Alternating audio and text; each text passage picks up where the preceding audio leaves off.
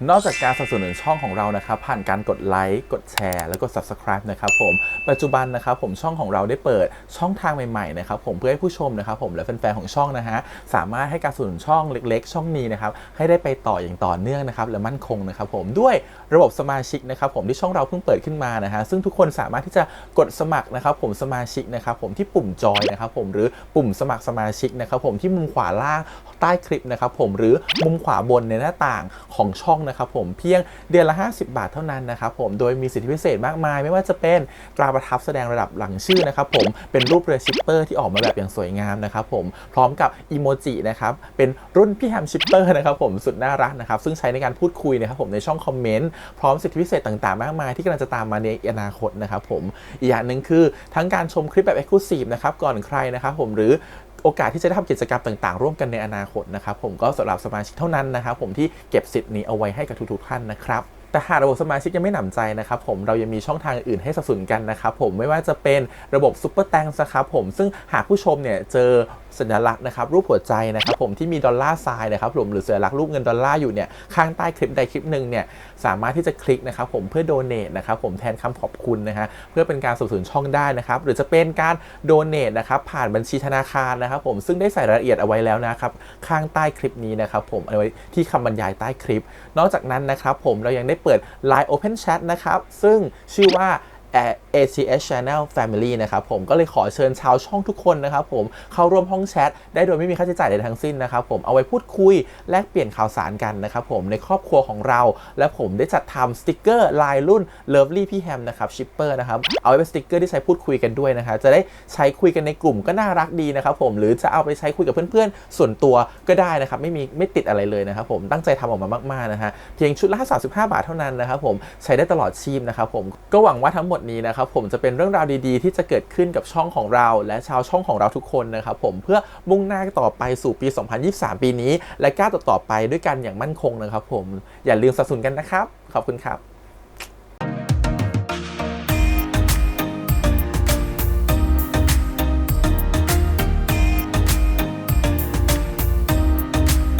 สวัสดีครับยินดีต้อนรับสู่ช่อง ATS Channel นะครับกับพวกเราการ reaction นะผมวันนี้อยู่กับพี่แฮมนะครับกับการ reaction ซีรีส์เรื่อง The Warp Effect นะครับรูปรับรหัส Warp EP ที่ 11 นะครับผมก็เหลืออีก2 ตอนจะจบแล้วนะครับผม EP นี้เนี่ยมันเปิดปมใหม่ขึ้นมาตอนท้าย EP ที่แล้วตอนตัวอย่างนะครับว่า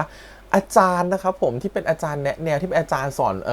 เรื่องเพศศึกษาเนี่ยในโรงเรียนเนี่ยมีผลและก็มีอิทธิพลต่อชีวิตของตัวของพระเอกของเรานะครับผมอย่างตัวอเล็กซ์นั่นเองนะครับผมในทีนี้มันจะเกิดอะไรขึ้นมันเกี่ยวข้องอะไรหรือเกี่ยวข้องกับแม่เขายังไงใครเป็นคนเอารูปกล้องถ่ายรูปโพลารอยด์นั้นมาให้กันแน่แล้วคำสาปนี้มันเกิดจากอะไรกันแน่เราเริ่มจะเข้าใจแล้วตกลงคำสาปนี้มันมาจากอะไรใครเป็นที่มาที่ไปนะครับผม EP 11 น่าจะรู้กันแล้วแหละแล้วก็น่าจะไปเฉลยกัน EP 12 ว่าเต็มแล้วสุดท้ายเขาต้องแก้ด้วยยังไงจะกลับไปได้ยังไงนะครับโอเคเดี๋ยวมาดูกันต่อกับ EP ที่11 นะครับผมก่อนอื่นเลยขอขอบคุณก่อนนะครับผมทาง JMTV นะครับผมแล้วก็ทางวิวที่อนุญาตทำ reaction ได้นะครับไปดูกันเลยครับผมกับ The Warp Effect ครับผมรูปลับรหัส Warp EP ที่11 ครับไปเลยแอนกูมาทำงานไม่ได้ให้มึงมาลวนลามเว้ย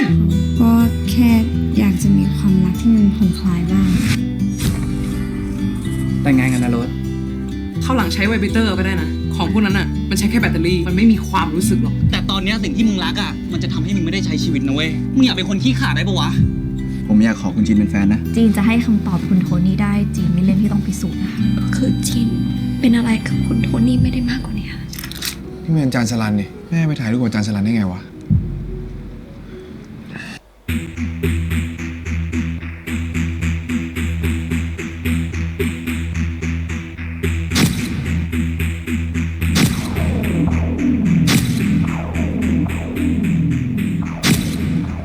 แกอยากจะรู้ทำไมว่าเขาเกี่ยวข้องอะไรกับแม่ของแกแล้วทำไมพ่อถึงบอกผมไม่ได้พ่อไม่ได้ปิดบังผมแกไม่ต้องไปให้ความเคารพเขาหรอกเขาทิ้งแม่แกไปตั้งแต่แกยังไม่เกิด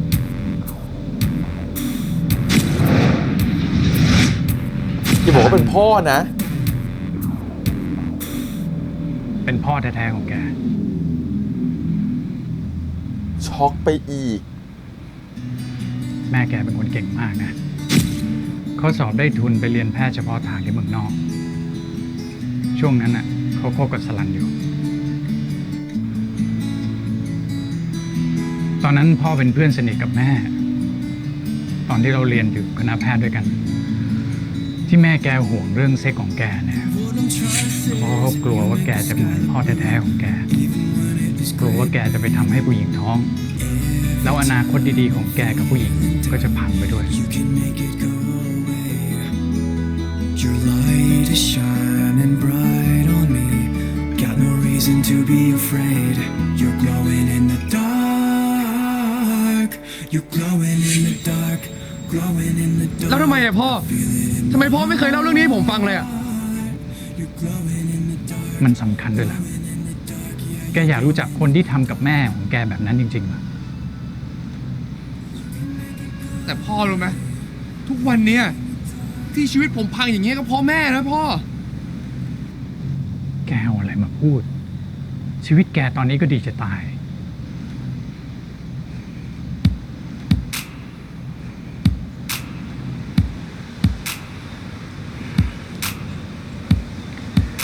อย่าไปขุดอดีตอีกเลย ใช้ชีวิตต่อไป ปล่อยให้มันเป็นเรื่องของอดีต แม่แกเขาคงไม่อยากให้แกรื้อฟื้นอดีตขึ้นมาทำไม หรือว่าแกรู้ความจริงแล้ว แกจะไม่คิดว่าฉันเป็นพ่อของแก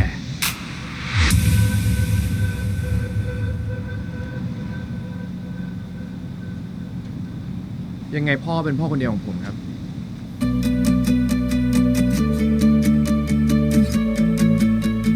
You're glowing in the dark.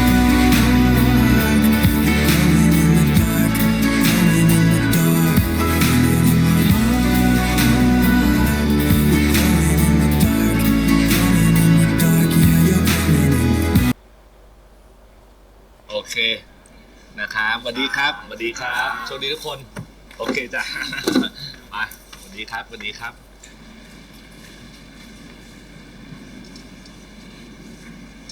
ตัวเองเคยทำผิดพลาดเรื่องการมีเพศสัมพันธ์ในอดีตก็เลยต้องแบบมาสอนการมี เฮ้ย เพศสัมพัน อ ธ์ เล็กซ์มาได้ไงเนี่ย โอ้โห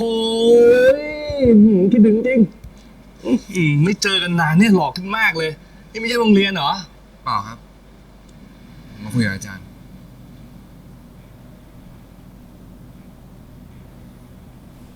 ไงมีเรื่องอะไรจะคุยกับผม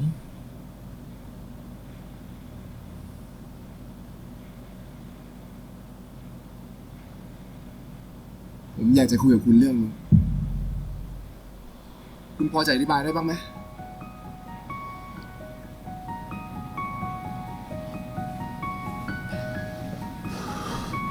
ว่าไง ผมรู้หมดแล้วนะว่าคุณเป็นพ่อแท้ๆของผม พ่อผมเขาเล่าให้ฟังหมดแล้วแม่ผมท้อง แล้วก็ทิ้งไว้ให้พ่อผมรับผิดชอบ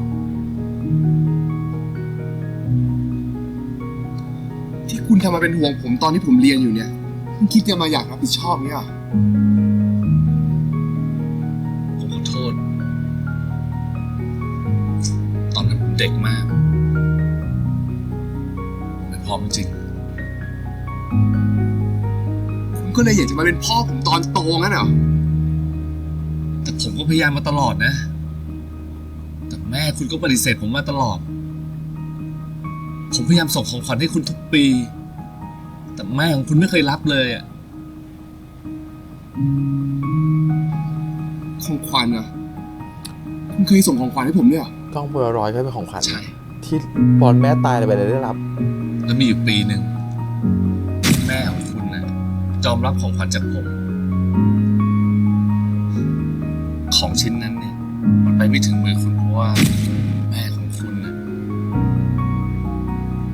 ประสบอุบัติเหตุซะก่อน แต่ผมก็ยังอยากให้ของชิ้นนั้นกับคุณ ผมเลยไปวางไว้ที่หน้าบ้านของคุณ ตอนคุณจะอายุ18ไง กล้องโพลารอยด์นี่เอง ของขวัญของคุณเนี่ยคือกล้องโพลารอยด์ใช่ไหม ใช่ เมื่อก่อน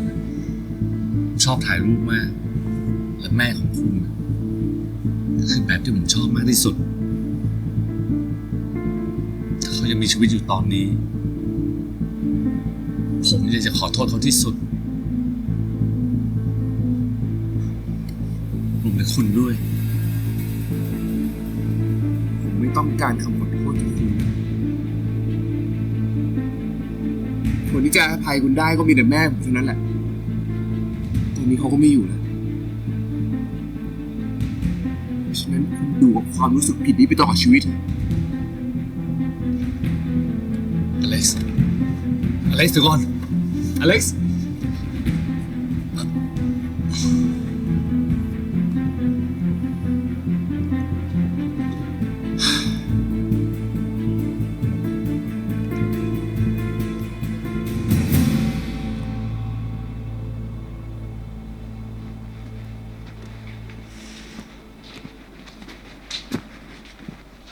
ตัวเราสองคนนี้ได้กัน ถามได้หน่อยดิ คุณมีฟักบัดดี้กี่คนอ่ะ ตอนนี้เหรอ ก็คนเดียวนะ คุณไง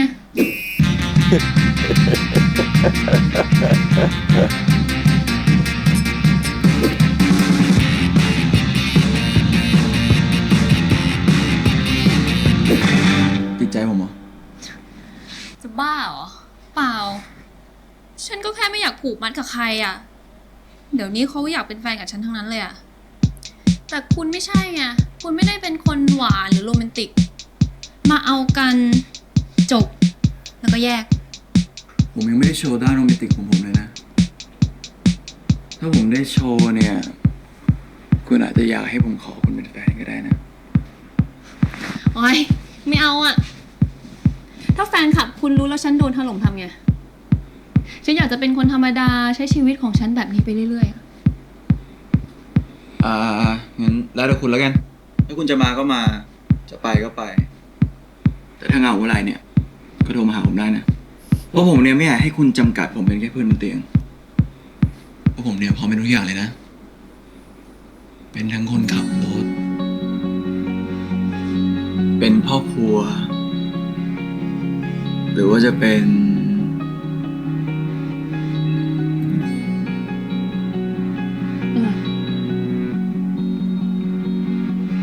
เป็นอะไรก็ได้ ได้แต่คุณ งั้นตอนนี้ช่วยเป็นรูมเซอร์วิสให้หน่อยดิหิวแล้วอ่ะ สั่งข้าวให้หน่อย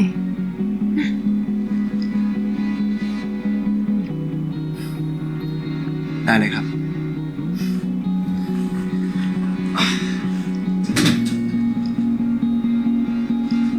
บางทีก็ต้องเปิดใจกับความรักที่ดีบ้างเนาะ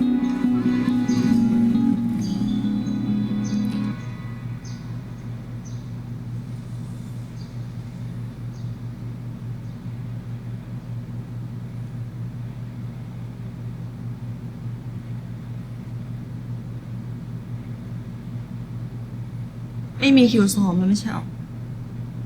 มีอะไรปะ อย่างนี้จริงๆใช่ไหม จะไม่เปิดรับใครจริงๆใช่ปะ คิดว่าเก่ง คิดว่าเลี้ยงลูกได้คนเดียวจริงๆดิ นี่เราหน้าด้านมากแล้วนะ ต้องให้เราพูดปะว่าเรายังรักเธออะว่าเรามีความสุขแค่ไหนที่เราได้กลับมาใช้เวลาด้วยกันอีกอะ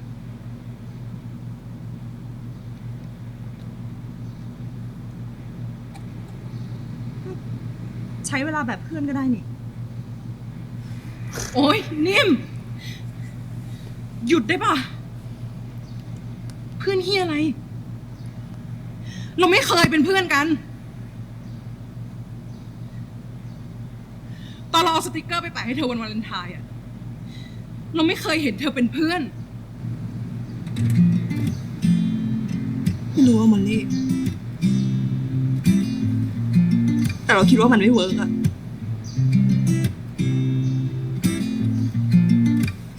อ๋อ คิดแบบนี้เหรอ มองเราแค่นี้เหรอ เข้าใจละ ขอโทษแล้วกัน สุดท้ายปัญหามันอยู่ที่เรานะ กูแม่งโง่ชิบหายเลย ต่อจากเนี้ยใช้ชีวิตให้มีความสุขนะ เราจะไม่มารบกวนเธออีกแล้ว มันไม่ใช่อย่างนั้นเว้ยที่เราบอกว่ามันไม่เวิร์กอะเพราะว่าตัวของเราเอง เราแค่อยาก ากใช้ชีวิตของเรา โดยไม่ต้องสนใจคนอื่นบ้างอะโอเค ตามสบาย enjoy ไปเลยชีวิตคนเดียวอะ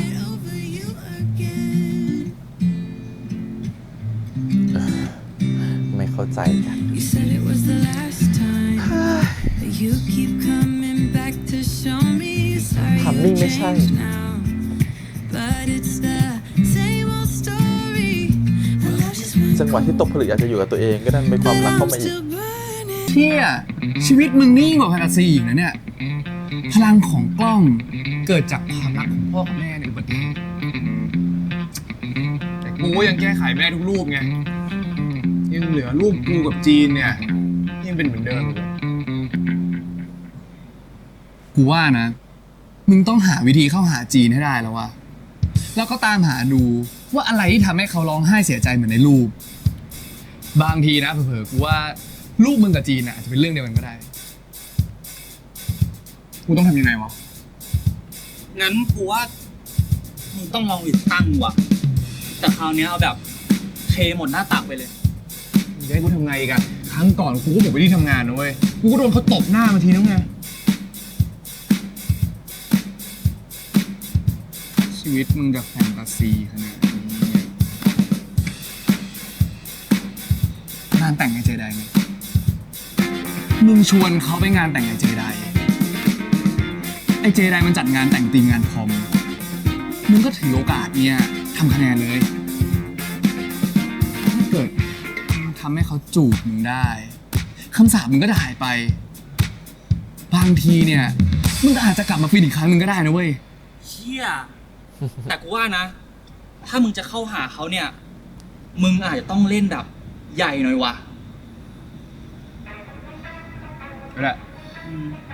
กูจะลองหาวิธีชวนเขาดู แต่ถ้าเกิดเขาไม่ไปเนี่ย ไปคนเดียวก็ได้ มึงจะไปคนเดียวทำไม ไอ้อาร์มี่มันเพิ่งเลิกกับแฟน มันหาคู่ไปไม่ทันหรอกงั้นมันก็ต้องไปคนเดียว เฮ้ย คนอย่างกูอ่ะ ไม่มีทางในงานพรอมคนเดียวแน่นอน แล้วมึงจะทำไง ควงคะควงแขนตัวเองไปอย่างงี้เหรอ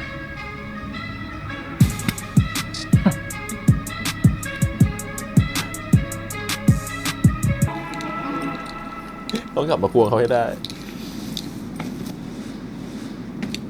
นี่พวกคุณทุกคนคงรู้เรื่องของผมแล้วใช่ไหมครับ คือพ่อแม่ของพวกคุณอ่ะ ก็กลัวว่าผมอ่ะจะทำให้พวกคุณเป็นเหมือนผม หรือบางคนก็กลัวว่าผมเนี่ยจะไปล่วงเกินพวกคุณ ผมถามจริงๆนะตั้งแต่ผมเป็นโค้ชมาเนี่ย ผมเคยทำให้พวกคุณอ่ะ ไม่สบายใจปะไม่ครับ แล้วผมเป็นโค้ชที่ดีสามารถสอนพวกคุณเตะฟุตบอลได้ปะดีครับ แล้วการที่ผมชอบผู้ชายเนี่ย มันทำให้ความเป็นโค้ชของผมเนี่ยลดน้อยลงปะไม่ครับงั้นผมก็คิดว่ามันไม่เป็นปัญหาอะไร ถ้าใครไม่สบายใจนะครับ ก็บอกกันตรงๆหรือไม่ออกจากทีมไปเลยก็ได้ เพราะผมคงเปลี่ยนตัวเองไม่ได้ สิ่งเดียวที่ผมทำได้ก็คือ ผมสัญญาว่าผมจะทำหน้าที่โค้ชให้ดีที่สุด สามารถสอนพวกคุณเก่งและติดทีมชาติให้ได้ และผมจะทำให้เห็นว่ารสนิยมทางเพศอ่ะมันไม่ได้เกี่ยวกับฝีเท้าของเราเลยเว้ยโอเคไหมโอเคครับมาดิโอ้โห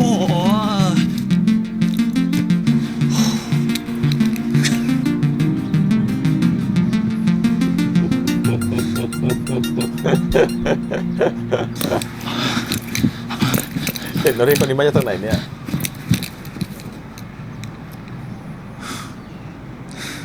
ผมขอเตะบอลทุกคนได้ไหมครับโค้ชนี่มึงมาทำไมเนี่ยไม่เห็นเหรอกูสอนอยู่อ่ะกูมาขอโอกาสมึงไงกูขอโทษเว้ยที่เคยเอาสแตนดาร์ดของตัวเองไปตัดสินมึงอ่ะ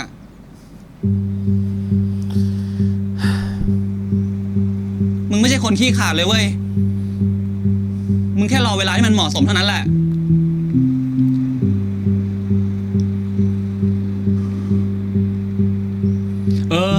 โอเคแค่นี้ใช่ปะงั้นมึงกลับไปเถอะเฮ้ยกูยังพูดไม่จบเลยมึงอย่าเพิ่งรีบไล่กูดิวะมึงมีอะไรก็รีบพูดมาไม่เห็นเหรอ เด็กรอยิงจุดโทษอยู่อะ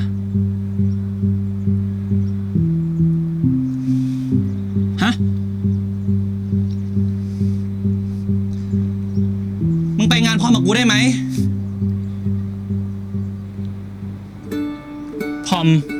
งานพร้อมอะไรวะนี่เราเรียนจบมาตั้งนานแล้วไม่ใช่คือไอเจไดมันแต่งงานแล้วทีมงานแต่งของมันก็คือพร้อมเว้ยมึงก็รู้ไม่ใช่หรอว่ามันต้องไปเป็นคู่อ่ะ กูก็เลยอยากมาชวนมึงไปด้วยกันน่ะ มึงไปกับกูได้ไหมคือกูไม่อยากไปคนเดียวมึงมันเหงาอ่ะ เหงาอ่ะ น่าออนมาก ถ้ามึงอยากให้กูไปด้วยอ่ะ กูมีข้อเสนอให้มึง มึงต้องเล่นเกมกับกูก่อน ได้ มึงว่ามาดิ มึงต้องเตะบอลให้ชนคาน แล้วกูจะยอมไปงานพร้อมกับมึง เฮ้ยมึง มันไม่ยากไปหน่อยเหรอวะ คานเลยนะเว้ย ก็มึงจะได้รู้ไงว่ากูไม่ใช่คนง่ายๆ เอาปะล่ะ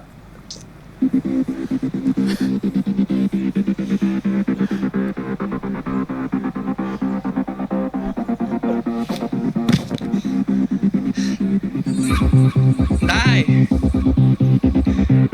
มึงเตรียมตัดชุดสูทรอได้เลย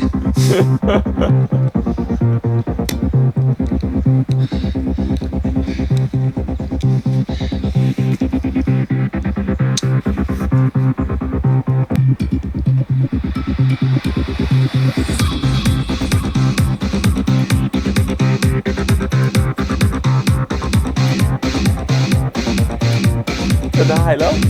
จะได้ในปฏิหารย์แล้วเนี่ย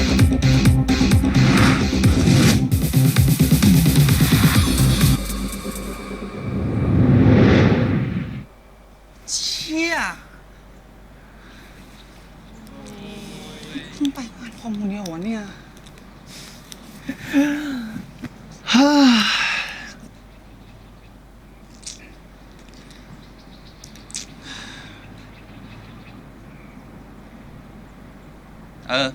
กูเตะไม่เข้า ไปละ เฮ้ย ครั้งเดียวจะยอมแพ้แล้วเหรอ ให้กี่ลูกล่ะ หมายความว่าอะไรวะ เฮ้ย อ่ะ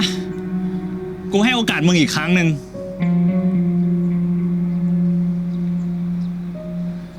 แล้วครั้งเนี้ย มึงอย่าทำพลาดอีกนะ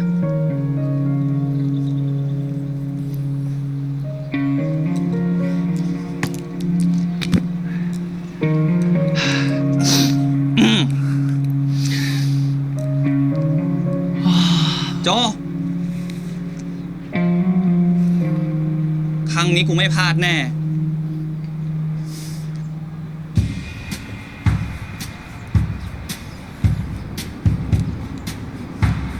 เตะชนขอบเสาข้างซ้ายขวาได้ไหมไม่ได้อีกมันไม่ใช่คานมันเป็นเสา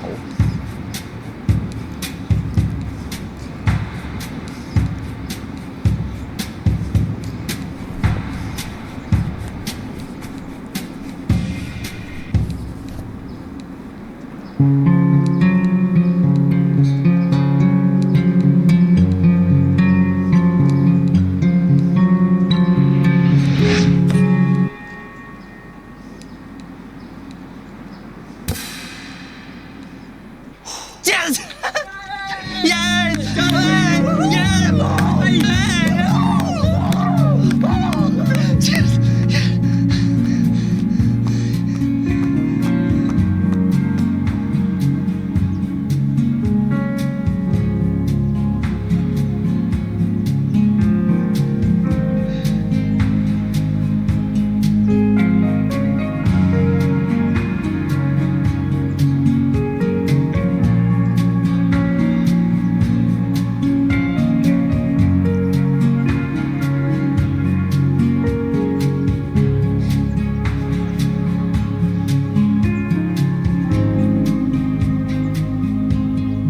ไปงานพร้อมกับกูนะ โอเค ไม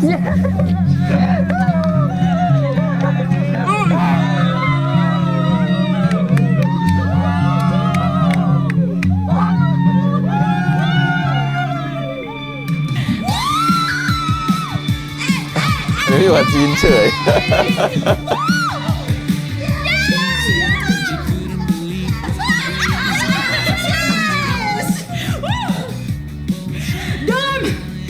ดื่มให้กับอดีตที่เราควรจะลืมมันไปซะมีแต่คนโง่เท่านั้นแหละที่จะกลับไปหาอะไร ที่เจ็บซ้ำแล้วซ้ำอีกอยากรักได้ แต่ต้องไม่เป็นควาย move on leave the mess life ชีวิตคนอกหัก ชีวิตคนไม่มูฟออน จีนจีนออกมาหน่อยจีน เสียงใครอะจีน ไม่รู้ฝาทางบ้านมั้ง จีน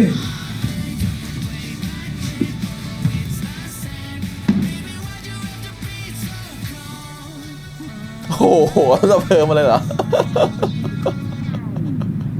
จีน เรามีเรื่องจะคุยด้วยอะ แต่เราไม่มีอะไรจะคุยเลยเราก็กลับไปเถอะ ไปพร้อมกับเรานะจีน งานแต่งไอ้เจไดอะ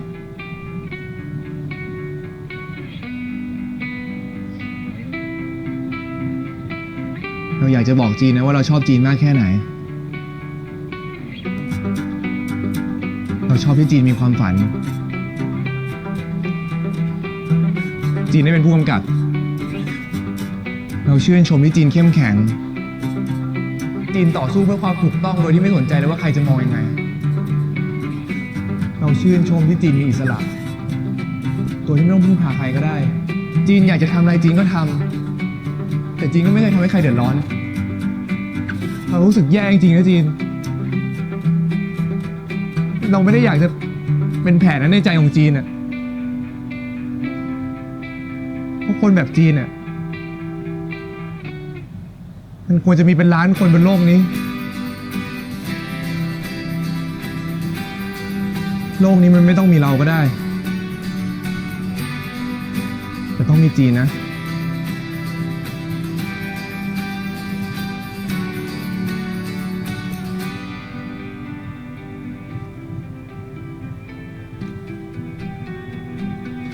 สงสารอ่ะ จีน ไปงานพร้อมกับเรานะ ลูกออนมากอ่ะ ให้โอกาสเราอีกครั้งหนึ่ง เราสัญญานะว่าครั้งนี้เราจะเป็นอเล็กในเวอร์ชันที่จีนเคยชอบนะ You need and deserve. We went head first into the waves until we crashed and burned. No, I Jin. wasn't the one. จีน But I hope you think of me with love when all is said and done. เล่นใหญ่ขนาดนี้เขายังไม่ไปด้วยเลย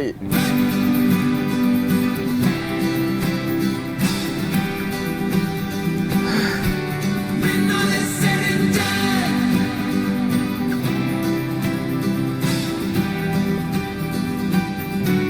When all is said and done.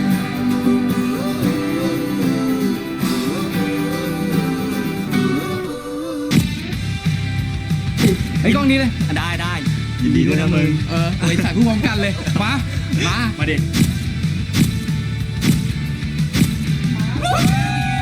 Lie awake at night. Are you afraid to turn out the lights? Is there something you're scared of?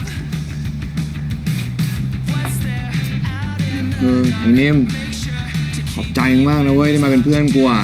ไม่งั้นเนี่ยกูไม่มาคนเดียวแน่เลยไอ้อิ้วอะมันก็ไปกับหลิวไม่สนใจกูแล้ว ไม่เป็นไรหรอกมึง เพราะยังไงเราสองคนแม่งก็ไม่มีใครเอาอยู่ดี กูเนี่ยไม่มีใครเอาจริงๆส่วนมึงเนี่ยไม่เอาเขาทำไมวะมาง้อขนาดนี้แล้วอ่ะทำไมใจแข็งขนาดนี้วะ เรื่องของกูปะมึงอะเอาตัวเองให้รอดกันเถอะยังไงสงสัยนะ จะได้อยู่โสดอยู่ซิงไม่ได้ฟินตลอดทั้งชาติแล้วมึงอะ เฮ้ย ว่ายังไงไอจีนก็มีทางให้อภัยมึงแน่หา เหล้ากินหรอ เฮ้ย ไอ้นิ่มทำไมไม่ให้กำลังใจเพื่อนเลยวะ ไอ้นิ่ม เอาจริงๆป่ะนี่เรา2 คนนี่มาเป็นคู่เพื่อนคู่เดียวเลยปะเนี่ยฮะคนอื่นเขามาเป็นคู่เดทกันหมดเลย ก็อย่าไปเซโนอเล็กซ์เขาเองดิช่วยไม่ได้ เขาอุตส่าห์มาทำง้ออย่างกับหนังโรมิโอแอนด์จูเลียตก็ยังจะไปใจร้ายกับเขาอีก ถามจริงเหอะแต่อเล็กซ์เนี่ยไม่มีวันจะเป็นอะไรกันได้หรอก เป็นอะไรเล่า เป็นเพื่อนอะไรเงี้ย มันจะเป็นได้ยังไงอ่ะคนเคยชอบกันคนมันเคยเอากันนะคนที่ทำร้ายความรู้สึกเรามากคิดว่าไงคิดว่ากลับมาได้ไหมล่ะ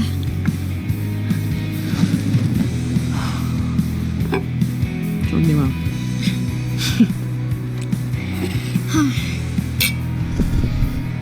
ขอเชิญเจ้าบ่าวเจ้าสาวเลยค่ะ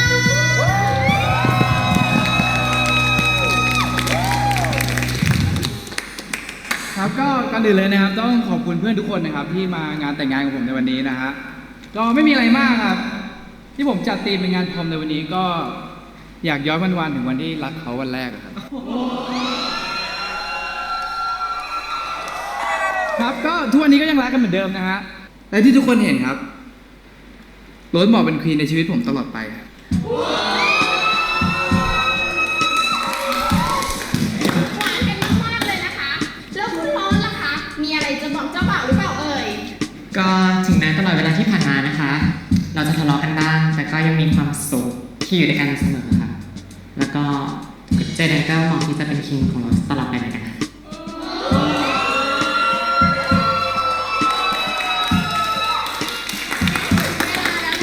ที่คอมคิงกับคอมควีนของเราจะสโลว์แดนเปิดงาน และก็ขอเชิญทุกคู่นะคะ จับคู่กันเพื่อเป็นการเฉลิมฉลอง Slow dance ว่ะ ความรักของทั้งคู่ด้วยค่ะ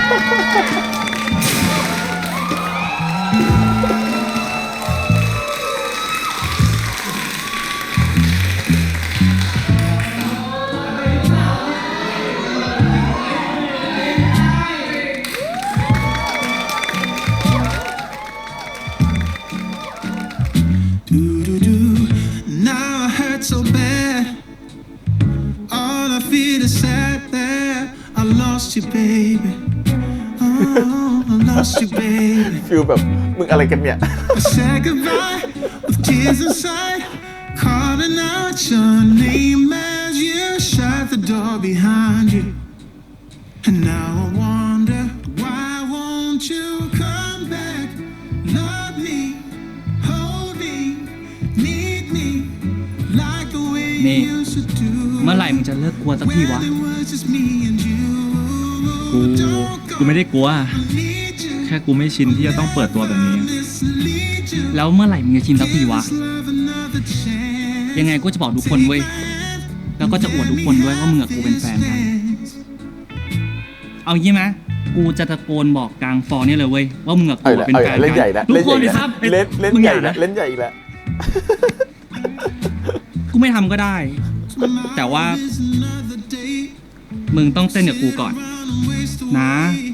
กูอยากมีโมเมนต์แบบเต้นสโลว์แดนซ์กับคนที่กูชอบมานานแล้วอะจริงๆ เชื่อใจกูหน่อย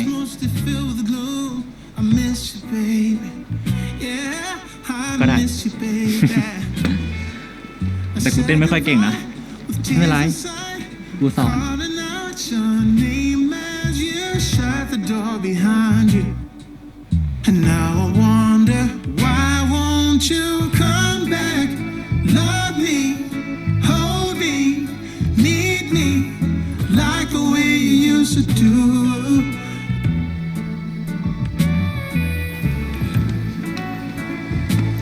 เฮ้ยตัวเองทำอะไร นั่งทำไม ตัวเองไม่เอา นั่งทำไม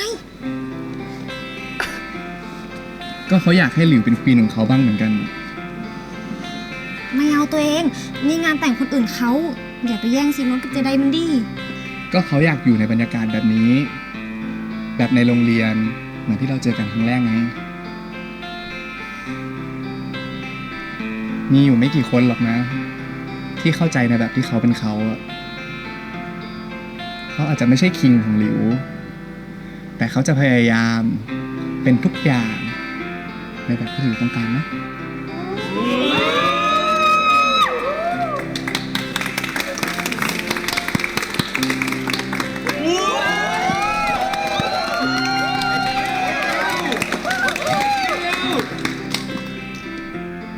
ไม่ต้องเป็นอะไรทั้งนั้นอ่ะ มาก เป็นไอซีอิ๊วนี่แหละเขาชอบแบบนี้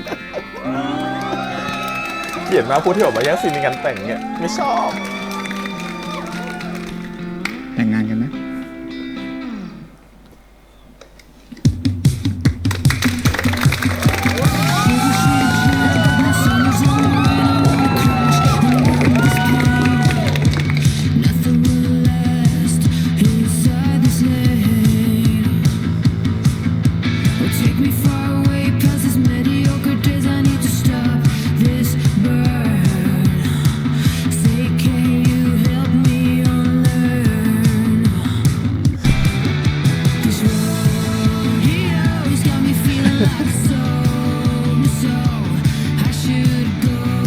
นี่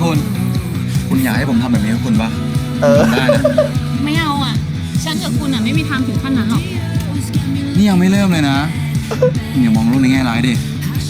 คุณไม่คิดหรอกว่าผมกับคุณเนี่ยเหมาะกันจะตาย ก็เหมาะแต่สำหรับฉันอ่ะต้องใช้เวลามากกว่านี้หน่อย ฉันเป็นคนเปิดใจยากอ่ะ ผมไม่ได้รีบซะหน่อยผมรอได้ครับ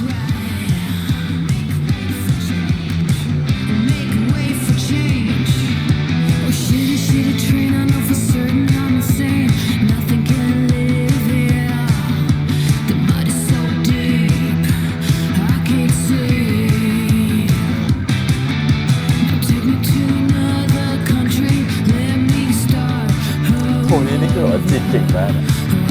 เจาะแจ๊ะเก่งผู้ชายที่แบบเจาะแจ๊ะเก่งงอยงอย มึง เป็นไง เป็นไง เป็นไง กูโรแมนติกปะวะ ฮะ สลือซาดแย่งซีนงานแต่งเพื่อนอะ ขอโทษนะ พอดีว่าคนมันใช่ เวลามันใช่ ทุกอย่างมันใช่เนี่ย คุณต้องทำปะวะ พวกมึงสองคนเถอะ อะไรวะเนี่ย มาอยู่ด้วยกันสองคนได้ไงอะหรือว่ามึงจะเอาเล็กเป็นผัวเราวะไม่ใช่เว้ย ก็ไอ้นิ่มเนี่ยทะเลาะพี่มันลี่ ก็เลยชวนกูมางานปาร์ตี้แทน เฮ้ยเอเล็กหยุดตอแหลได้แล้วค่ะ มึงนั่นแหละเป็นคนชวนกูมางานนี้แหมเพราะอะไร เพราะไอ้จีนปฏิเสธมึงไงที่มึงเนี่ยปีนรถดับเพลิงไปขอโทษเขา มึงไม่ต้องพูด น้ำเน่าสัตว์เลย ไม่เป็นไร ไม่เป็นไร ใจเย็นๆ ใจเย็นนะทุกคน วันนี้กูเนี่ย ใจมันเต็มเปี่ยมไปด้วยความรักเว้ย พวกมึงอ่ะต้องพยายามกันอีกหน่อยนะ กูอยากให้วันนี้พวกมึงสมหวังแบบที่กูสมหวังฉะนั้นหวานแก้วแล้วลุกมานี่ เฮ้ย ไปไหน อิ้วไปไหนวะ ไม่เอาไอ้อิ้วไม่เอาไอ้อิ้วไปไหนวะไอ้อิ้วจีนที่บอลลี่ครับ พอดีว่าเพื่อนผมสองคนเนี้ยเหงาอยากหาคนเต้นด้วย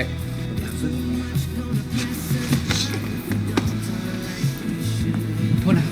ขอหน่อยโทษครับ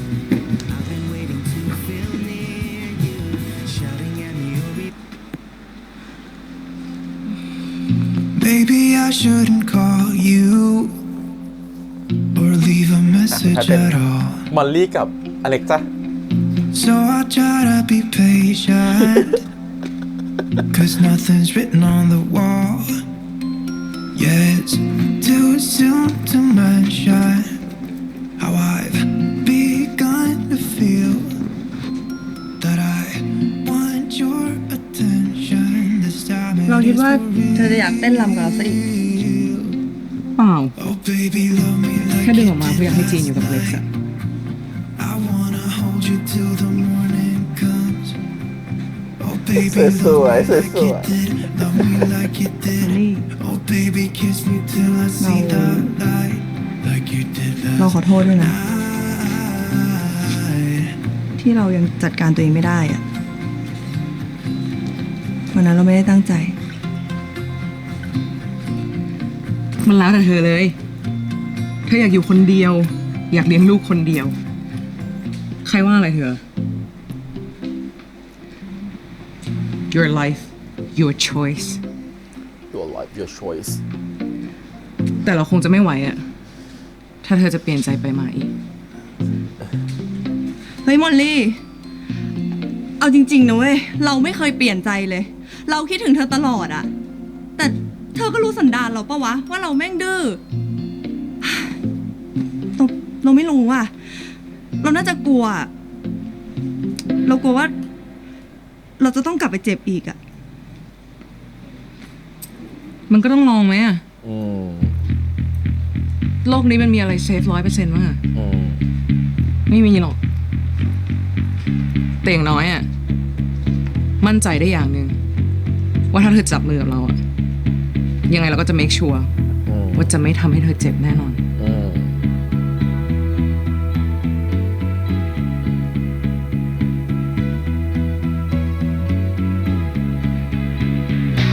เอาวะลองตั้ง ปีนี้คือแบบลองสักตั้งเนาะแบบอีกสักที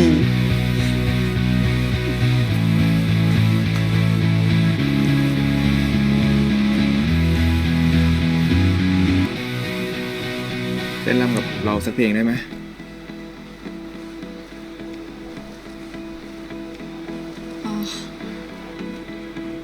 แค่ครั้งเดียวอ่ะแล้วเราจะไม่ขออะไรอีกเลย อยู่เป็นหน้าอ่อนมากอะจะไม่ยอมได้ยังไงลูก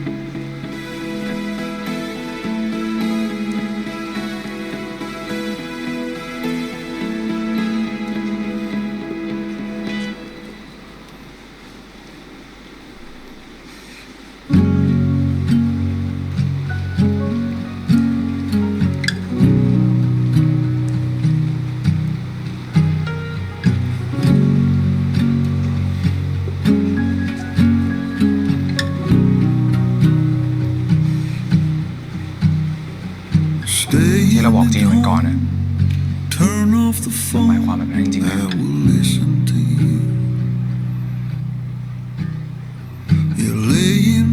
โคตรจะภูมิใจในตัวจีนเลย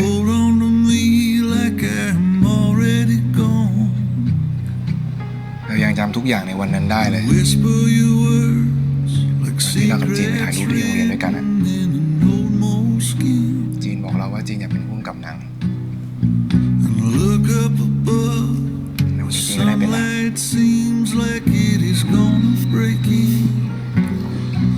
วันนั้นแกก็บอกว่าแกอยากเป็นตากล้องถ่ายนั้นไม่ใช่หรอ แล้วทำไมอยู่ถึงกลายมาเป็นหมอตรวจภายในได้อะ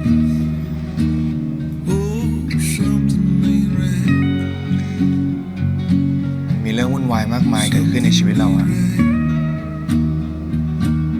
เล่าไปจริงก็คงจะไม่เชื่อ เราจำเรื่องหลายๆอย่างไม่ได้เลย รวมถึงคนรอบข้างก็เปลี่ยนไปหมดเลย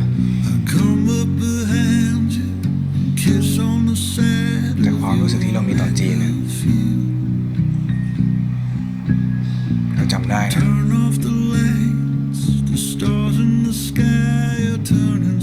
เรารู้สึกแย่มากเลย แย่มากๆเลย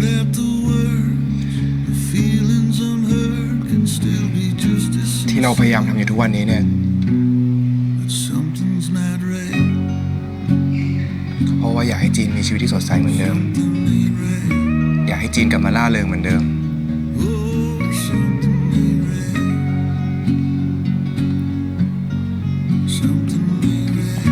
ให้โอกาสเราได้ไหมจีน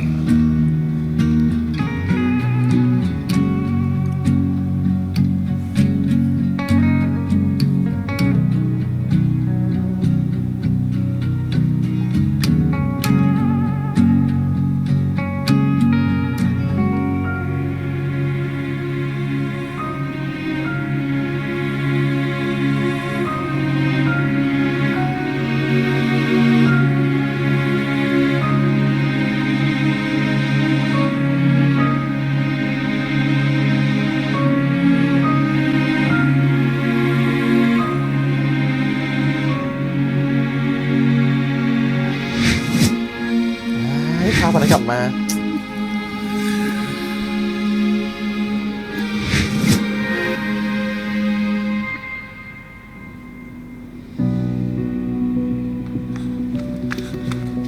จีน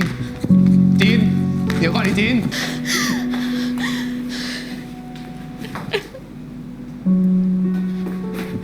จีน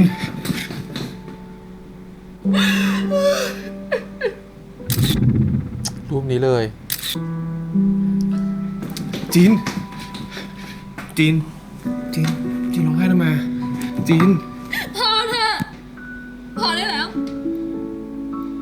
เราเคยคิดว่าเราจะยกโทษให้แกได้แต่เราทำไม่ได้เว้ย เราเข้าใจนะจีน แต่เรายังอยากพยายามนะจีน ไม่ต้องพยายามแล้วอะไรไม่ต้องพยายามแล้วขอร้องนะปล่อยให้เราไปมีชีวิตของตัวเองเถอะนะการที่แกพยายามจะให้เรายกโทษให้แกอยู่อย่างเงี้ยไอ้ภาพคืนนั้นมันกลับมาตลอดเลยเว้ยมันไม่มีอะไรเปลี่ยนแปลงเลย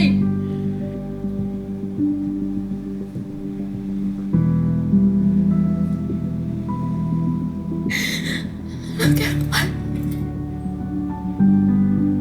ว่าหลังจากคืนนั้นมันเกิดอะไรขึ้นอะ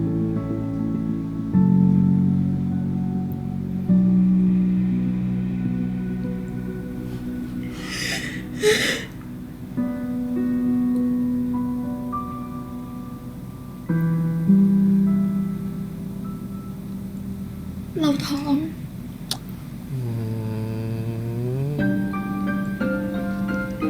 คืนนั้นเราเมาทั้งคู่แกไม่ใส่ถุงยางเรายังไม่พอมีลูกเพราะเรายังมีความฝันมีอะไรที่เราอยากทำอีกมากมาย หลายคนเดาถูกเลยนะเนี่ย แล้วตอนนั้นเราไม่เหลือใครให้บอกเราเลยเว้ยเพราะถ้าเราบอกเลยที่โรงเรียนทุกคนต้องหาว่าเราแรดอะเราเลยไปทำแทนคนเดียว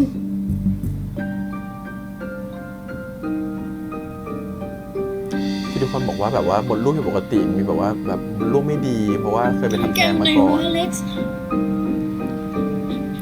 ตอนนั้นแกอยู่ไหนอะแกมาทำอะไรเอาตอนนี้อะ จีนแล้วทำไมจีนไม่บอกเราอ่ะ ถ้าเกิดจีนบอกเราอ่ะยังไงเราก็พร้อมจะอยู่เป็นเพื่อนอยู่แล้วอ่ะ ไม่ว่าจีนจะตัดสินใจยังไงเราก็อยู่อยู่แล้วอ่ะ ไม่จริงเว้ยเพราะตอนนั้นแกชอบเป็นที่สนใจของทุกคนไงเพียงเพราะว่าแกไปเอาผู้หญิงในงานปาร์ตี้นั่นน่ะ เราขอโทษจริงๆจีน เราไม่รู้ว่าจีนต้องผ่านเรื่องร้ายๆแย่ๆมาขนาดนี้นะจีน เราขอโทษจริงๆจีนบอกเรามาได้เลยนะว่าอยากให้เราทำอะไรอ่ะเราพร้อมชดใช้ทุกอย่างเลยจีนบอกเรามาเลยจีน พอแล้วไม่ต้องพูดคำว่าขอโทษแล้วอเล็กซ์แกพูดคำว่าขอโทษมาบ่อยมากเลยเว้ยแกไม่ต้องพูดอีกแล้วต่อไปนี้นะไม่ต้องมาเจอกันอีก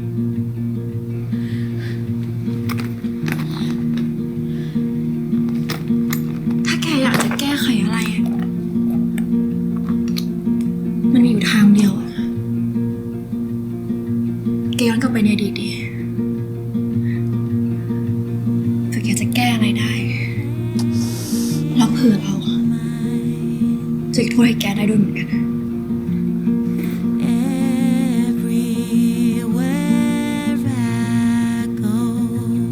จีน เ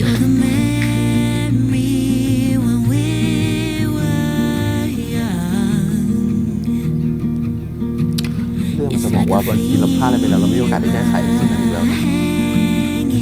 ไม่จะขอโทษกี่พันกี่หมื่นครั้งมันก็แก้อะไรไม่ได้แล้ว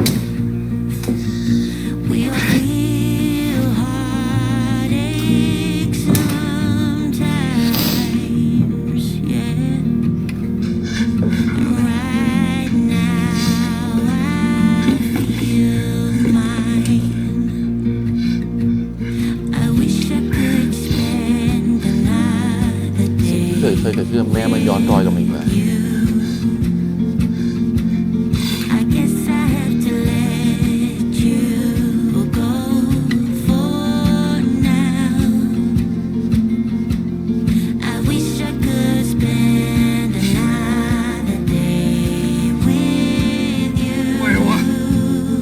ทำไมกูถึงแก้ไขสองรูปนี้ไม่ได้วะ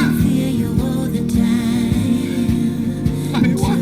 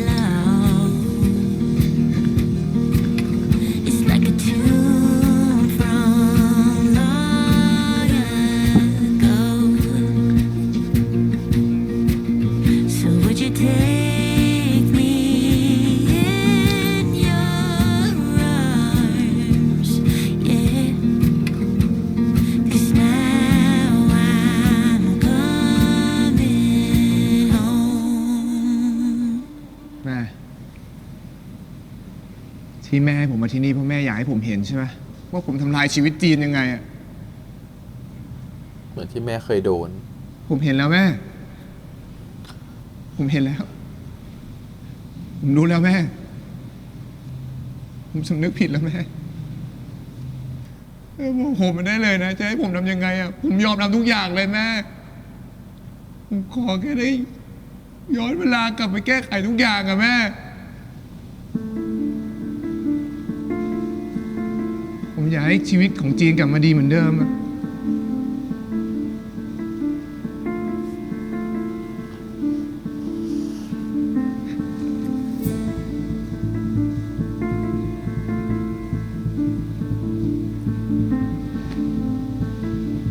นี่ไงแม่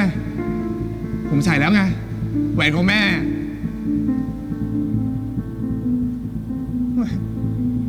ทำไมแม่ไม่สนใจอ่ะทำไมแม่ทำแบบนี้แม่รู้ใช่ไหมเพราะคำจากของแม่เหมือนกันนะที่ทำให้ชีวิตผมพังแบบนี้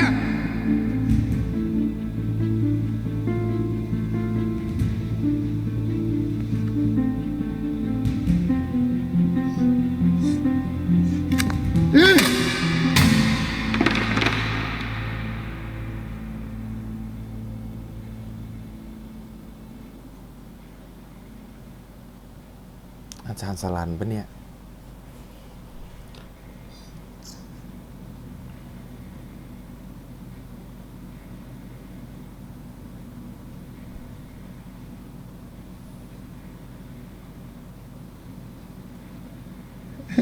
อเล็กซ์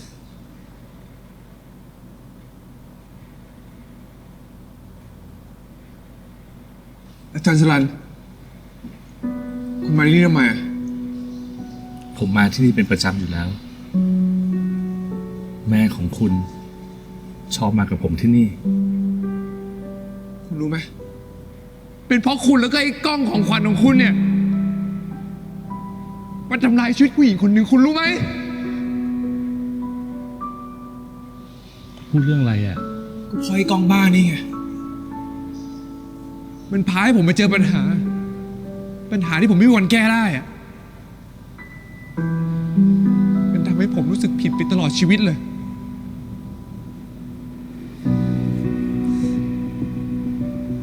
อเล็กซ์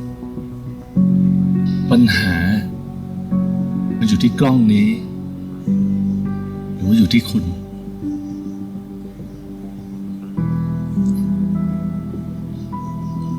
ไอ้ความรู้สึกผิดแบบนี้ ผมอยู่กับมันมาทั้งชีวิต ผมถึงพยายามทุกอย่างที่จะแก้ไขมัน แล้วก็พยายามทุกอย่างที่จะทดแทนให้คุณอยากได้รับโอกาสอีกครั้ง ที่ได้เป็นพ่อของคุณ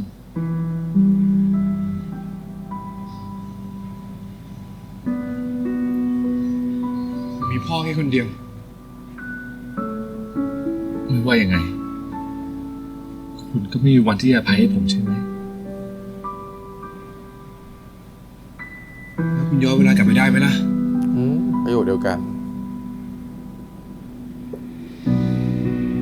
ผมเข้าใจแล้ว แต่อย่างน้อย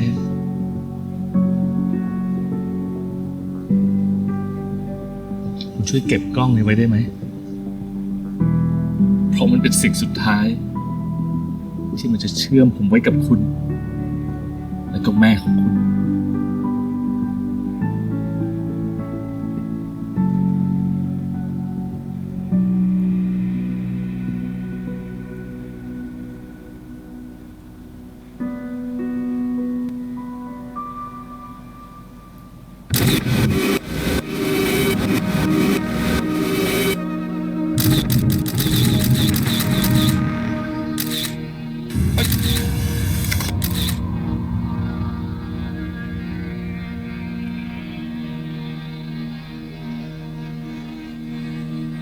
ผมขอถ่ายรูปคุณกับกล้องนี้ได้ไหม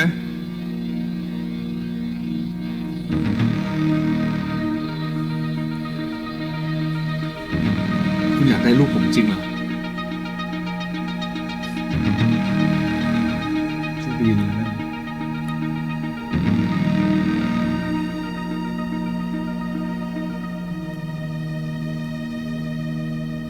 ที่ที่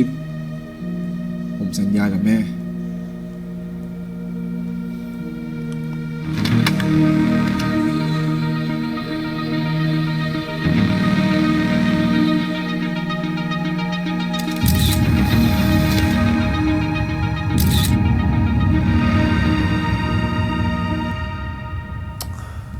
รอดูถ้าเกิดอะไรขึ้น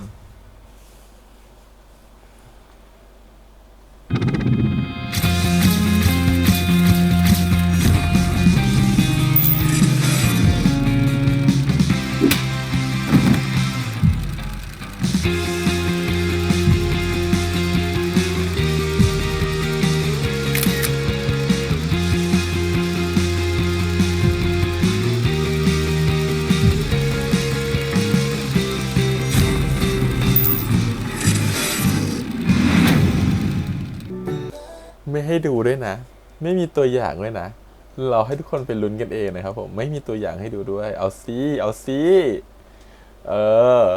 คือให้เอาภาพอื่นๆมาตัดสลับใหม่นะแต่ไม่ให้เห็นว่าตอนต่อไปจะเป็นยังไงนะครับให้เราลุ้นกันว่า at the end นะครับตอนจบเนี่ยอเล็กจะได้ย้อนเวลากลับไปหรือเปล่าหรือว่าจะอยู่ที่นี่ต่อไปและใช้เวลาต่อไปเป็นแบบเส้นตรงในอนาคตแล้วมีอะไรที่เป็นปาฏิหาริย์ช่วยเขากลับไปชดใช้ได้หรือเปล่าต้องบอกว่าธีม EP นี้มันคือการของการที่แบบหวนคืนนะครับผมกับการที่เขาเรียกว่าอะไรนะปัญหาที่มันแก้ไม่ได้มันให้เห็นของคุณค่าของการที่มันมีชีวิตอยู่ครับผมพูด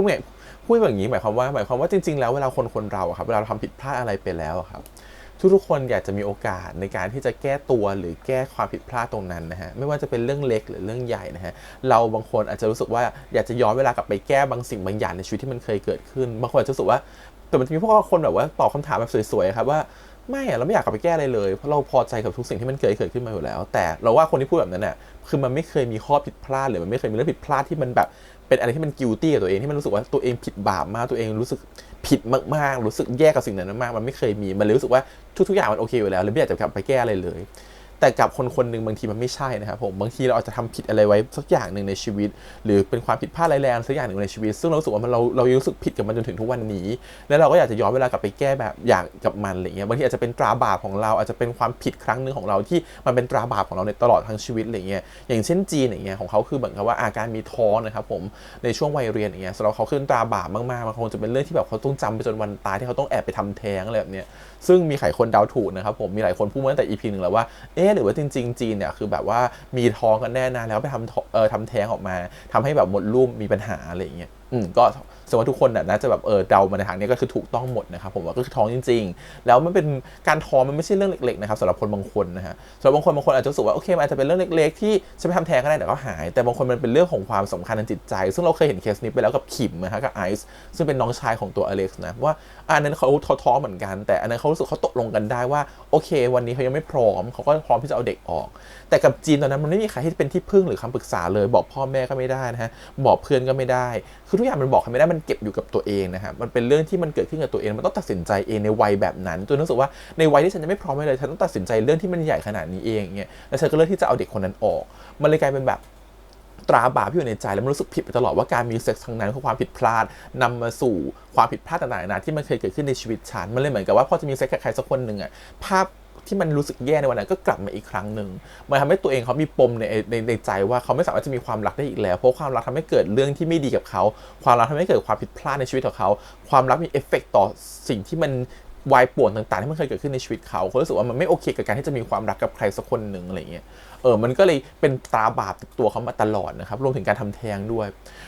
พอมันติดตัวเข้ามาเนี่ยมันเลยทำให้ตัวรู้สึกว่าเขาไปต่อในชีวิตลำบากมากๆการจะ move on กับสิ่งหนึ่งไปหาสิ่งใหม่มันทำได้ยากมากๆแล้ววันหนึ่งอยู่ดีอเล็กซ์ก็กลับมาหาเขาโดยที่อเล็กซ์ไม่รู้เลยว่าเขาเคยทำอะไรกับเขาไว้กลับมาหาเขาด้วยการพูดพร่ำแต่คำว่าขอโท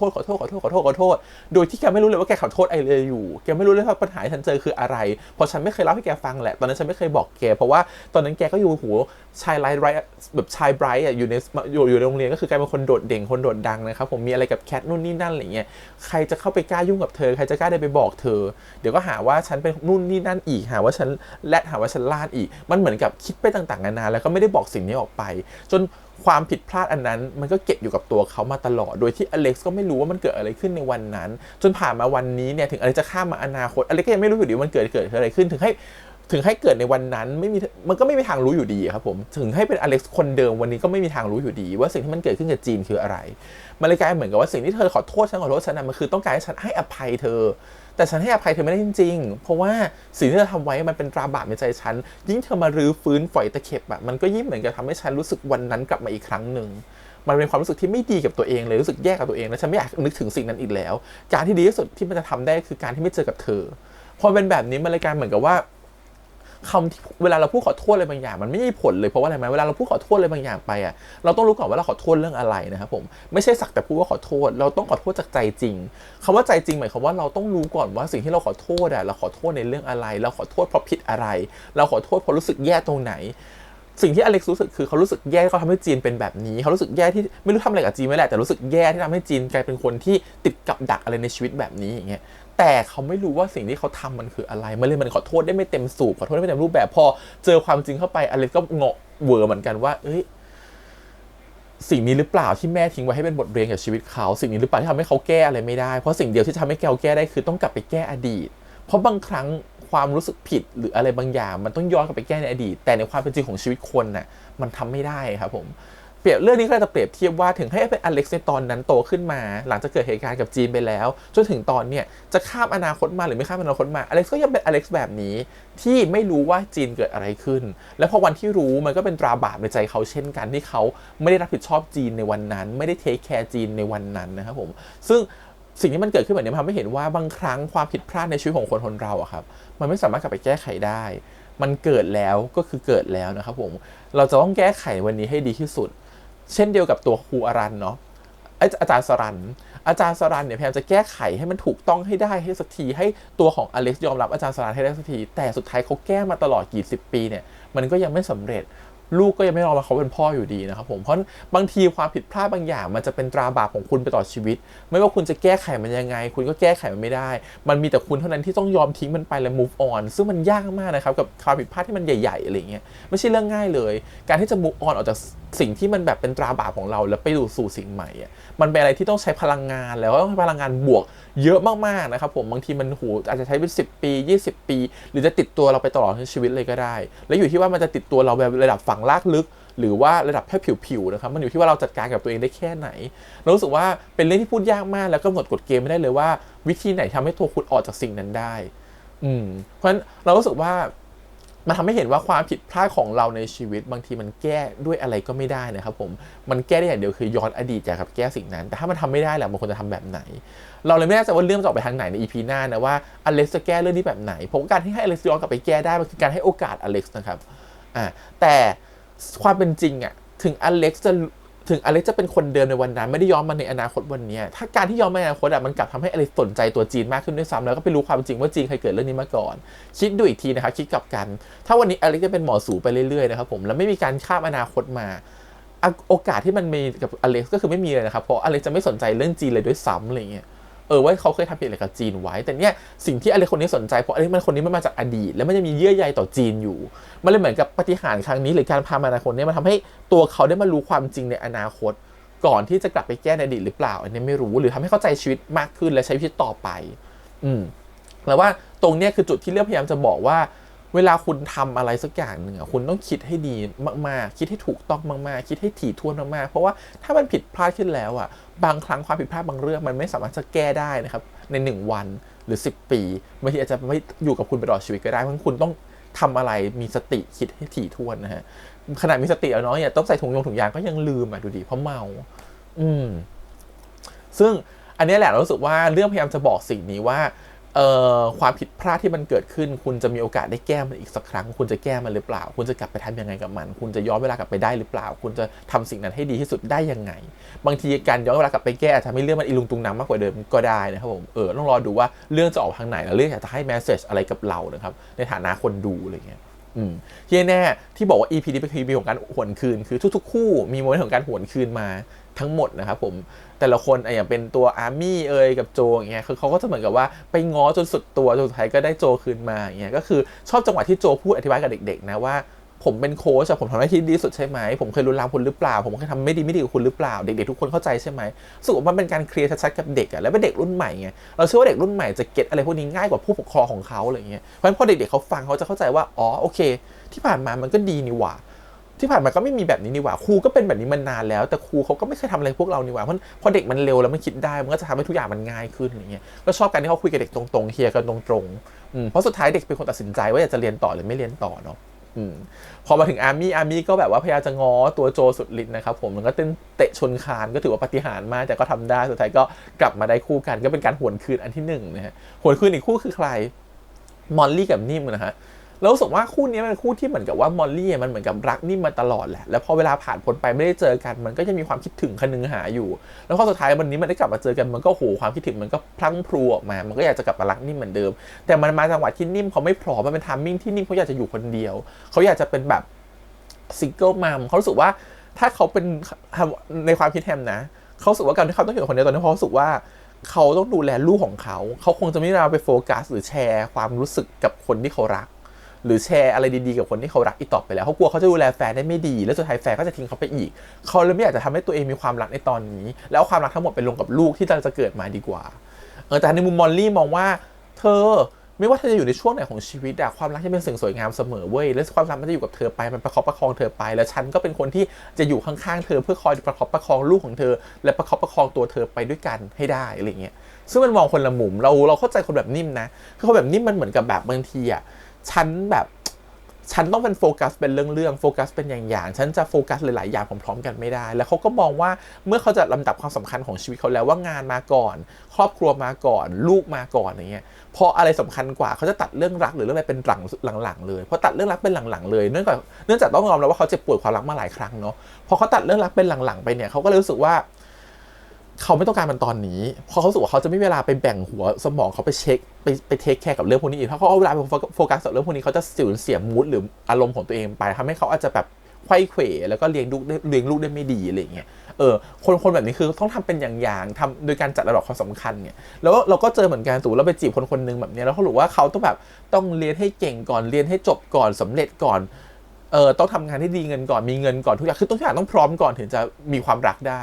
บางทีคนคิดแบบนี้บางทีพอเราไปเจอคนแบบนี้มันจะถามไม่ได้เพราะเราต้องการความรักมากเลยเนาะในช่วงเวลานี้สมมติเราพร้อมทุกอย่างแล้วจะไปเจอคนที่เขาไม่พร้อมมันจะมีความรักมันจะคล้ายกันนะฮะกับเรื่องของตัวนิ่มกับตัวมอลลี่อะไรเงี้ยซึ่งต้องรอดูว่านิ่มจะเปิดใจหรือเปล่าแล้วคิดในแง่บวกหรือเปล่าว่าบางทีความรักเป็นสิ่งสวยงามมากพอที่คุณจะมีใครสักคนเข้ามาอยู่ข้างๆคุณและเติมเต็มในความสุขตรงนั้นก็ได้ไม่จำเป็นต้องอยู่คนเดียวอะไรเงี้ยส่วนอีกคู่นี้ก็คือแหกกลางวงนะครับผมหลิวกับซีอิวนะครับผมก็โอ้โหขอแต่งงานกับงานเพื่อนจ้ะเจริญจ้ะเคยเห็นหลายครั้งแล้วบางทีก็เนาะเกรงใจเจ้าภาพงานนิดนึงแต่ก็ฟิลมันได้แหละมันก็ต้องขอตอนนั้นไปอะไรแบบเนี้ยก็เป็นการหวนคืนของความรักเหมือนกันนะฮะแล้วก็ชอบบรรยากาศในเรื่อง EP นี้ก็คือมีความเป็นพรอมนะครับผมจัดออกมาได้ดีมากชอบรู้สึกว่าแบบไม่ค่อยเห็นปาร์ตี้วันงานแต่งงานแบบนี้นะฮะน่ารักดีก็ถือว่าประมาณนี้ครบทุกคู่แล้วรู้สึกว่าหลักๆก็คือโฟกัสเรื่องความที่รู้สึกผิดที่แก้ไขอดีตไม่ได้รอดูว่า EP หน้าจะเป็นยังไงแต่ EP นี้ขอชมเลยนะฮะชมน้องนิวนะฮะเรารู้สึกว่าเราดูนิวมาหลายๆเรื่องนะครับผมแล้วนิวเป็นคนที่น้องเขาบอกเขาไม่ค่อยได้มีโอกาสได้ไปเรียนการแสดงจริงๆจังๆเท่าไหร่เขาเรียนเอาการแสดงผ่านการที่เรียนรู้ประสบการณ์จากการแสดงหลายๆครั้งหลายๆเรื่องที่ผ่านมาแล้วก็เก็บเกี่ยวประสบการณ์มารู้สึกว่าฉากที่เขาคุยกันที่โบสถ์เป็นฉากหนึ่งที่รู้สึกว่านิวเล่นได้ดีมากนะครับผมฉากหนึ่งรู้สึกว่าเฮ้ยนี่มันคือการแสดงจริงนี่มันคือเทคนิคการแสดงที่เขางัดมันออกมาจริงๆรู้สึกว่าเฮ้ยนี่ความสามารถของน้องว่ะเราไม่เคยเห็นแบบนี้ตรงๆแบบว่าชัดๆขนาดนี้อันนี้คือใช่เลยรู้สึกว่ามันเป็นซีนที่ยากแล้วก็เป็นซีนที่เราแบบว่ารู้สึกว่ามันทำอารมณ์เยอะพอสมควรเป็นซีนที่ต้องคุยกับตัวเองเป็นซีนที่ต้องแบบด่าแม่แต่ก็โทษตัวเองไม่โอเคกับความรู้สึกหลายๆอย่างที่มันเคยเกิดขึ้นอะไรเงี้ยมันเป็นความรู้สึกที่มันขมุกขมัวอยู่แล้วมันก็เหมือนกับเหม่อลอยชอบโมเมนต์ที่น้องเขาเล่นแล้วเหมือนเขาตาลอยไปไกลๆแล้วก็แบบพั่มเพลออย่างเงี้ยแล้วก็บ่นกับตัวเองความรู้สึกคือเฮ้ยมันเล่นแบบนี้มันต้องรู้สึกจริงๆนะมันต้องเหมือนกับคนที่กำลังแบบเพ้อถึงอะไรบางอย่างอยู่หมดทุกอย่างแล้วฉันทำอะไรต่อไปไม่ได้แล้วมันก็เหมือนกับฉันจะแก้ต่อไปยังไงดีฉันหมดหนทางแล้วหาเรื่องที่จะโทษคนนู้นคนนี้จากความผิดที่ไม่รู้จะเกิดกับตัวเองหรือเปล่านะแต่ขอโทษคนอื่นไว้ก่อนว่าทำไมโชคชะตาฉันเป็นแบบนี้อะไรเงี้ยสุดท้ายครูสรานเข้ามาบอกว่าแต่จริงๆแล้วสิ่งที่มันเกิดขึ้นเนี่ยมันไม่เกี่ยวกับกล้องหรอกมันเกี่ยวกับเธอเธอคนเดียวเท่านั้นแหละที่จะเป็นคนกำหนดทุกๆอย่างได้ งั้นเธอเป็นคนตัดสินใจเธอเป็นคนเลือกเองทุกอย่างแล้วอย่างเงี้ยเธอตัดสินใจวันนั้นเองว่าเธอจะไม่เวอร์จินแล้วสุดท้ายก็เป็นผลจากการกระทำของเธออะไรเงี้ยหรือจริงที่มันติดอยู่ทุกวันนี้มันแก้ไม่ได้เพราะว่าตัวเธอเองหรือเปล่าเราก็รู้สึกว่าตรงเนี้ยมันเป็นการให้ตัวของอเล็กซ์ชุดคิดนิดนึงเหมือนกันว่าเอ๊ะหรือจริงๆแล้วทั้งหมดทั้งมวลมันไม่ใช่อะไรอื่นที่เขาไปโทษแต่สิ่งอื่นแต่จริงมันต้องโทษตัวเขาเองก่อนหรือเปล่าว่าณวันนั้นในอดีตวันนั้นเขาทำอะไรมาจนมาถึงส่งผลเอฟเฟกต์จนถึงวันนี้อะไรเงี้ยก็ต้องไปรอดูนะครับผม EP ต่อไป EP สุดท้ายนะครับตอนจบนะครับผมว่าจะดูดีตามของเรื่องขนาดไหนแล้วก็จะทำให้เราเห็นแง่มุมอื่นขนาดไหนรวมถึงว่าจะจบแบบไหนนะครับผมต้องไปรอดูกันได้กับ The Warp Effect นะครับรูปลับรหัส Warp ครับผมวันนี้ประมาณนี้ขอบคุณทุกคนที่มาติดตามกันด้วยฝากกดไลค์กดแชร์กด Subscribe นะครับติดตามเสียงทาง YouTube Instagram Twitter แล้วก็ Facebook ครับวันนี้พี่แฮมไปก่อนนะครับบ๊ายบาย